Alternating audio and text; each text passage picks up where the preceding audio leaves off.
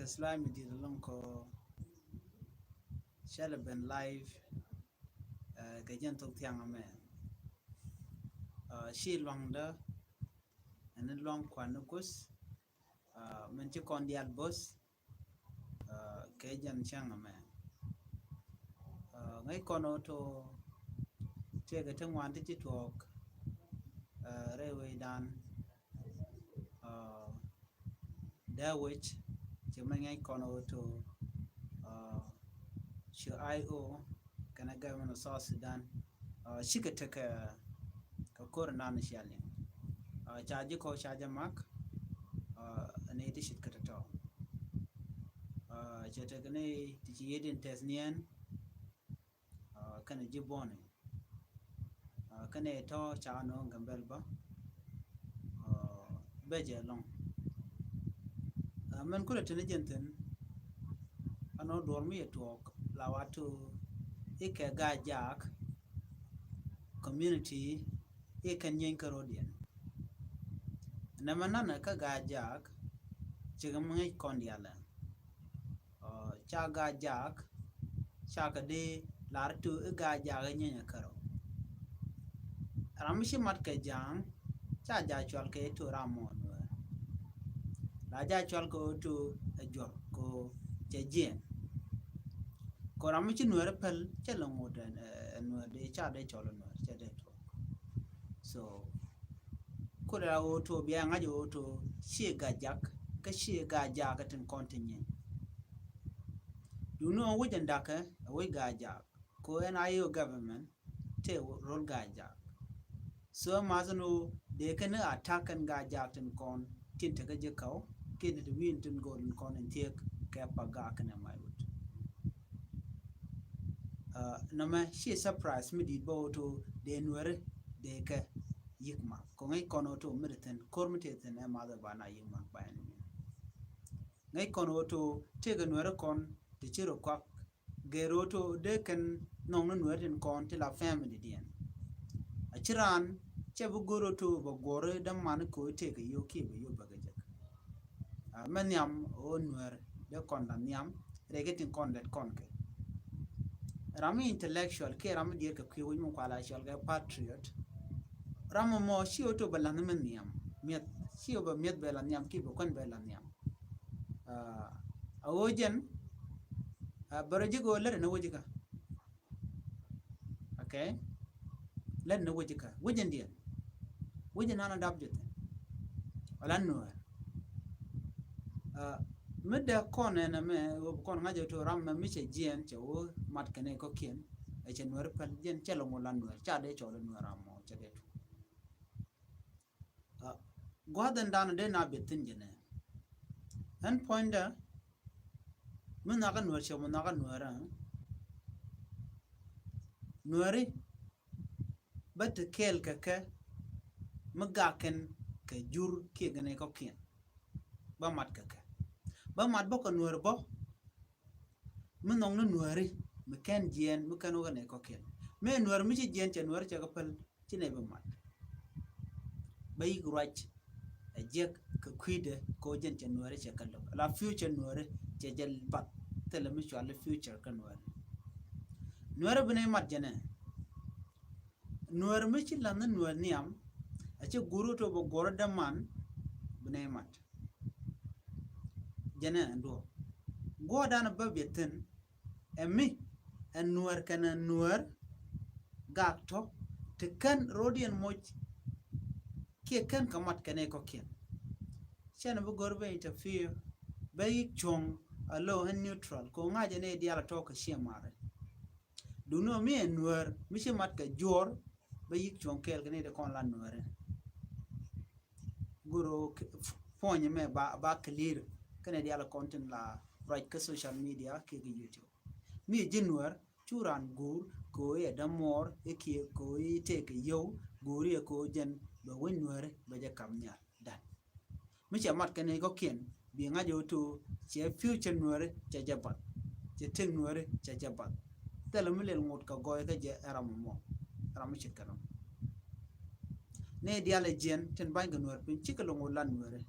a chang te mi din mi jega ka bo ngode kene de shalo to ka betrayal ko chol kongo to ka Nuer wow ka Nuer gwel ki ka Nuer yone kene de shakata to gwan ram chunkel ka Nuer ko jin tegdu ci dini jana long ge Nuer en konti ji liwore di tegdu gwaye ko tikel ka nat ti shalo Nuer mi te kon ko to chung kon ala Nuer en mi chai ti chiro de mo ka chiro de chole jangante ki cholo do bar ki cholo do to e jin chuluk wajin by identify ka your tribe ki ka dor dana mbite dorana ko kone di shole Nuer echa tel ramde rodo mon kok e kora mo te ka yo ki te ka mu tele jin chen cha chi mo ko ham ramla Nuer chuguro to Nuer bu ko kok tong mi ko to echetel power ba wina bay chago mugi contact ti kanden content na ko kon re Nuer ka jandana non kono to bana telot rewa ko bichu golden mor chile dier aho chana dier ka chunu shala Nuer ki ko kone shala Nuer mi kono ngaje go auto Nuer kane today chenkel today te kamat today te no kamken today mu gwana jende kan let ka rodian re Nuer dia je changa man shalo to de kwok de ran yet de tel mu kon kan no shirkan arek dan jene kon Nuer rek dan chete ko to changa re lo ko chinar la no michiran de to da do le ba ju criticize rather than ko shidor shenga namo jak kon ko to bu konti jok so menere lo ko chete ne ka jegbo ti chorien lot bo ti non kore bo na me tel gwa ko nang tin ask ko ne itinat o de ka te ka madde ko no kam ne kien agenda na gwa de la reida kon future ana tetet kada mu bana yar for good ti dial bu chu je okay so da gwa de ne chong kel look kon kel as needed mena dien mande martin da kuiko to ka kui wadu yes a community chewa ka gajak ki ka jikan ki wadu she can net quantity defect ni mat kesel fakir go to ba yiga point me very clear kana dia la content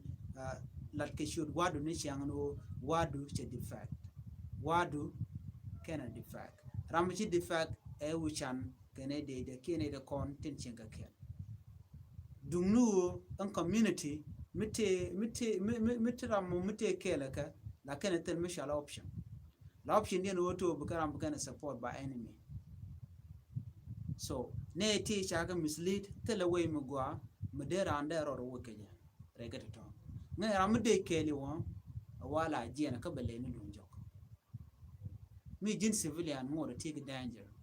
ko run chenki lunjok bu te gargar bo when did la kene ni chol gande ni to tele rek ito che wolu lunjok so from there we will take gargar so wadu community tele ka problem kama to gon a cha chu de me cha de yar wadu che the fact che o ki sarfa ke mat ka jam netin konti mat ka jam ka net mind den te ka yo ka te ka kwan chi community ke cha na madakan diale to wuje me to icha mat den chicken chwa ne ti jam no sheja gan muton kwingu wa cha ja mat ka gwan me te ka problem ko jen ngoda kudu le la consider je gwan jaram dan te ka problem cha gat cha mat ka mulunu ushan me te defect cha community ke lu cha je should de yara to ichi community ichi jana jam ke lu cha de to wa intellectual people ramela intellectual ke ramnga ngok mudena de ke leader room one number one ba kongwi wa bu ni consequence ko ngubu to go room michana ya number one the community be yeken buga bat kasha go karam leader to ba ye community ba ka bat ke cause me la benefit de me be yo be gaje gaje. So this one factor me there am intellectual there good. Ke one thing me there am mo ngwa ka kui nuare ki ka kui shi mane da je good ka do mo. Me personally and my family me chicken mat ko to de lena nuare ka chande chonka changa ni terrible. Jadeto I can only support Rami Chunkel can wear. Which have been ka family nuere can the alka family neka, all of them. But me a family Michi Gian Micha Matka Janke, Jamatka Dora, Jamatka Jamo, from that day, back a case out. They no longer my family. Chawa Ramichu Kujamulu job. Wala Mishale apology letter Laja Gore. Muludo Barrington Corn and Jen Kaja, Ki, the reason why the Lunjoja Bakala. So gore lan magwa ki right magwa ko to bunwer buka ngaji to a position indian chunga tenono position dan te. So chu kon be jal wa menitin lari kon rep kan rodin ka rep ko rodin ka kui politician kon kan de rep ko de melung kan de kon la ji dawo ti la pe ko charan cham mo karian ka did ko did ka je be kan de kon entrar tin ka western world in the western world la to ko ken kon kuna la mo ke yo kwa ke consequence be no nguru rana ne ko hotel cham no ko na toka take a family somewhere but please take choma along la take do chi jan la take mu gwana jana me take ne da wo te kwa ko gwa yelo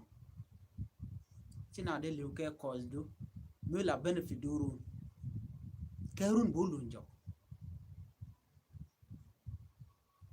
namo kel no be longo du mu cher kon la ne te nuore la kon gunyire nuore despite woto era me ye kor ke chine te ka position kel a chitele mlanya ha an bode ne nyodo bo woto e bomo bo ne metele no mo kon changa kel at the end of the day is zero but yene future nuore me den wade ko nyam ka it's never a good thing or they ran da mishikar modala beje miji kon go jeno no mo kon ngajo to man were nyana very important no lead needed conte la chincho mat ke self care ke te ta te ke je elamandan en cha mun ko ba kamrami mo len mi je ako te ka du no malanga ko no ko so ne no shu ga to kai kamu ne to kai kamu shu ka dwej ke kui dwere gwana ken ne duo me de ke te ke jere wa ko de ke nuere ke gare ko kende buloben de ken gele de ke je jen the only thing and go to de la cost ko na me very important a very for la future ke take down run le real kono je ka wala me let kono de rande ne telong ba run de rande ne long ka watu mugoro take go abi let kane ko what you start as smaller a mother man go be chup go down and there chup tenan langa ko sko beti kel kane dial content cher ka queen wore ka changda special jilwa ko ten content la pal ko de mal de ten bu ko ko be yebo cause metela mal tela kon wore there's nothing anu no koro dan chelu no to lo kon community do dien but ya woto jin ci tutora da dien ci de kon kamrar kan to mutu wandu ken e kamrar muluno nuere de keri ken de kan ko console la ken ban kulo marke community do dien kon mu kon ko ne re community ga dan de ne wonne tele ko ban no tan nothing they are not going anywhere de ko dan kon keb goma den ban kulo mo dien de dan ngora dumala kon cher lan ne la human being tete ka ngeen magwa ngeen meden na le de ka she self benefits they were there kon jako let kon magwa long re tega dan ka kuinwara the future nuore da kel karware da gwa already so liaga ma workers ko che alarm tor me ka kui nuore ten kon de dawich men gor kon emat gwenetin kon tila ti jek tin den wana ngwa jek and then kon gor to bana kada manda dire we ka gambela ke jen me chi tuok pan kana wala pan ka wor chi tiang ka wor pan ka wor to kon ga dana tot mi cha yede cha ba jen boy to mo la gre ke motorcycle la jen re gambel ka new land bu kulo rek corona ba ke ka Missouri ka to bun gwa da la na kula na jela nanga banal nang ko hotel ten te berten bo ko tele che che mal de ten ka kan pe daro ki pe dio ti tele mi jeng mi chi men to ti dia chi ko de al kan me da ne cha ji wan cha na un wer me dan kan u bin te cha na go tar pa man a chele che cha gwa ke jen new year ma ki Christmas bun a che te kare mi chi to ka jen war mo boy ka wor jen go mo ndol to mo chale galat jen charge buker ya jo bene nang ko hotel ka ta wel ka ta bakel ko wor la chi ga wader ya jo bene nang ko hotel ngomo che gwara wa che kana wa mi che kana den ngo wa che buin ko kien che kala nang che kana ko dor kien wa bende cha bu jo ko bera to dine nang chen wa je nang de ka den wa kan dol kan lo lu jo ka jan waram karun wang cha dol tor ma cha jo kwan pin ala mi cha nek cha je yat cha mo toron cha ger tin kude ka dor mo dor ber jen wa jik tanan ne ka motor ka jen kor gwa mo me chi to chi ka kan mo kan to cha buin ti chop karo cha ka nagre wich ram khoi ka jen kuj barami chin wer chu nganyo to no mi che to gar tor mo na ko buin lo ler chi de kan kula no to re ben ki chot kan ne ken an go mo de no ba nganyo to dong da buin cha buin ka gwa da na cha boy cha point cha nang dul wal go ma ka gambela hospital and then cha sanduk cha ya laka ane de ko ne chi la da ka do brani kan la da ja an go mo shi wud bara mo wud badaro ci gaban jalga ka sha kuch dan ka musma ko cha la rai sanduka an point choban ka sa ka musmara ka cho musmar cho je yakten ne ka sanduk chwa ok sanduk chwa ko lin ko cha musmar yakten ka bar karolian chwa ka chuka man cha nga jo nana kana mo mi chal milkit ki amak luno to ka kon ne ti wadunien jen cha kuch kana musmar ala ko luno to ko wo china makane jen ukan musmar ukan adwaiteno muluno ka kan lan mission mo chane to cha kap ram mo cha jigo to ram kel mu police kaji gambe langwam mugud barbo ka information na chang chalat ka social media awara ma cha yenata man kulutin chicken confess to kan nak dolo duno kan ram nak ran che jen che oka habobo jaroba kwa kuji okume ngula la da mo re kamishi kan mo genetic pet jok korodian te mal telerek be berbe gane re nuore den ka won nuore ba ku gane re bar lo wona dul go lo che terik mi chagu jo to derek dela to ni jen pan makoro ada chi problem mo kire mo che to lo che ti dialan ta ma che ga ya ka jen paime la kan to kan la to go je la na re ring to manon ring mundi man kulo tin jana kan korre wi ga gambe na che terik to ngwan to go ko changa war ci jël mi ci wo jëlle doy ke jinn ga tok tiam doy ke ji anware ten konti la gat nware ko ci riwne to mon ci widien te jiya sometime don charan de bel ko tana tel ko kon mi cham kana one thing de ran bo de ni sabai bo ko de ran mo de ham de mun te ga jadana ce beje long mi chala mi ci do be ce be ajeno mi ci tok tiam mi ce tiagana na bimit ka kwandu bimit ko hotel ki mit ching bujien bo to ching da nyok tul ka dul te dul na kon kul la dul noare mi ci dul de pelena ka gwatot ba dul ba to mi cha wer bo ka kene ga ka gwabo ba dulu ba jetol alo ci which cha crime ke lo cha regament tin ke lo telama la which ce jiya kane da ya laka kane da kon tila kuma da which akan dai chit ke tete akan dai ka da laka ko tam dor mu ce to la cha palgane je alo kana tuk kelat bina ko lo re ka mu gwa ka so la palga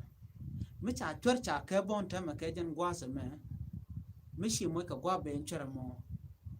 mat ki longo jin point bo ba jin mo ka gwa be bo ko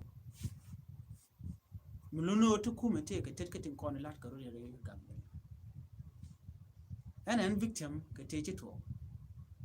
ko run dan jok ke run daro te ci wo cha kwa atay dul kon shek da and then chu benaran ka word chu dulep chu computer nang chu mobile chu kan lo chang de kan nang ne de kan ne chu nak gen ka queen bo chang an dor queen ne gen ka akan isto ne to bo ka tan wer bore yo go ka gambela lo chiri tumwan chikitatan chiri kelere mundi so which cha take a problem to jama and time cha chu put ko to kan got South Sudan on content to ka refugee camp to the devil ngoma awa kan ne content da kadwen sometime bo de dol gambel bo ko ken bo de ka ken bo de kan rodin mat kan e kon bo te de dol to bo de kada dum no men ku de jeng ne jeno la crime rate ni ga time da naka wor ka yat kana ka wor mi ci ken ka do bo ngori changa nyal mi jo jala wor gom either check you would ngodo bo yat ka jen which is very hard ka community mana community no rentam ka gwada ko which ci ngwan rek ci ngwan ka dukto ngwan ko ntama which tong mi nyodo roda kana gomen so which mi nyoro mon te gane ti kwa mishi kanan ba kwa na kwa ka influence ola da meje ko ci mal ci britin ci na bu cin mal karam du wi char bo buka ka yar ka ene duor mi la equipment me gwa ka kui community kan tam mi karaba ce je la point book ne ba real alo ci wi ci siang ce je alo ci tel future ka gambe lan tam tel mi jana ko at least ko life na ko la self special kan kon bo South Sudan ko sa ko do banda nan de la ram la gan were intellectual be ikchar be ngede be ikchar go auto la dem en ran te long wi mona me long a cha kam ko o bna bu ka lok du kana chi auto e financially but who they na look advice what career they man long ko they la community body la ka a chen kwa ji ignore bore te ka o tele jilo ngoda en ran te ka time ne kone ma am sorry de Emmanuel but Mandela cha yen karunti 27 yes yen me take je patience kan me bit la char la nation je la to again make friend with your enemies yes you can make friend je me call la to we forgive but we can never forget so jana kon ko la viva so ka kuje mo kon dial to kon kalwa jin mi to jin mi di jin ko ci jin ko jin duang ci jin duang ti ka long ka community mala community no long du ba jin ka community no e shimat ka jor ka lugdu ka no karwa mo mo de chung kel ka no ti ka long mi di de chang lar mi tot karwa de te ka long re te ka no duang mi dollar wa lenya ram president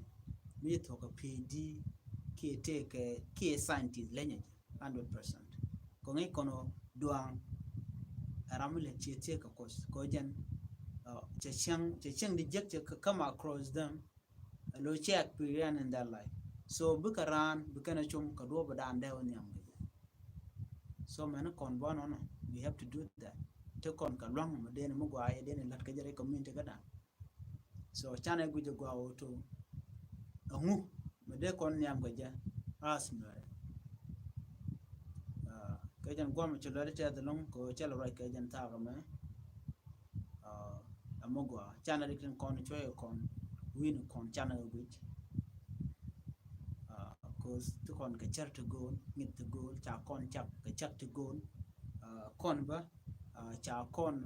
peace amana kon kan gwana kon to go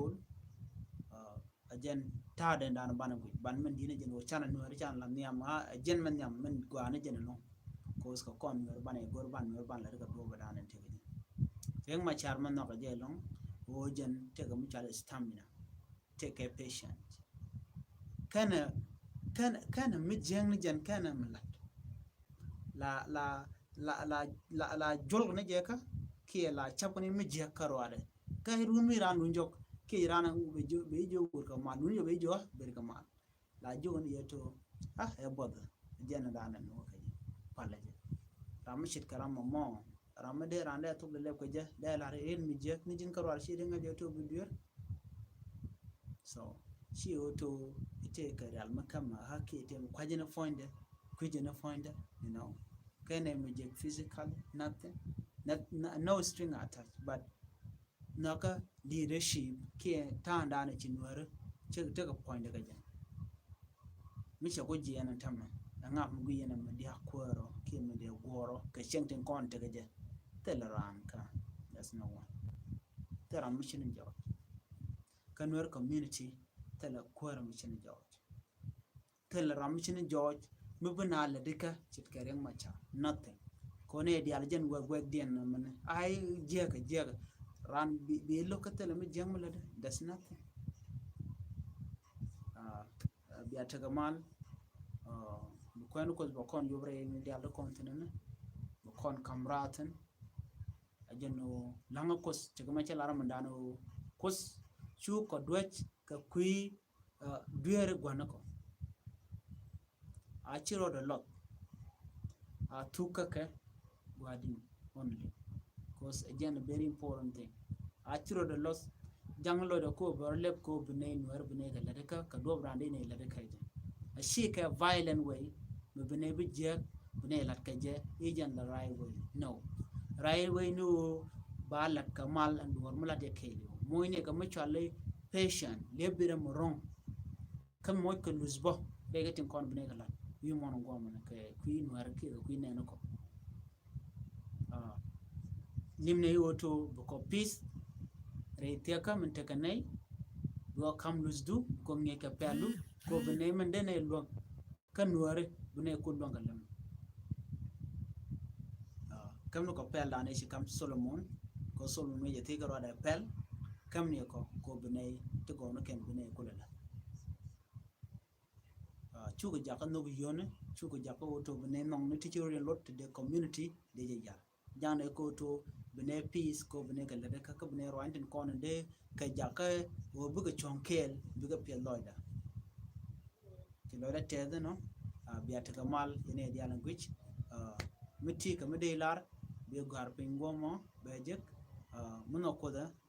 miti information ni chileben banong ye ki baro no ngi mo bune right life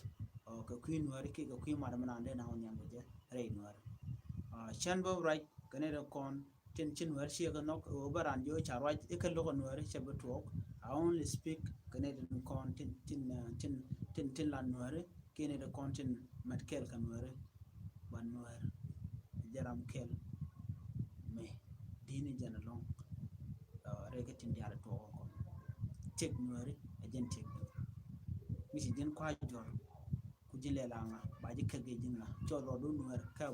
kana mo boara mu di long chai de cholo biya ta kamal ta kamal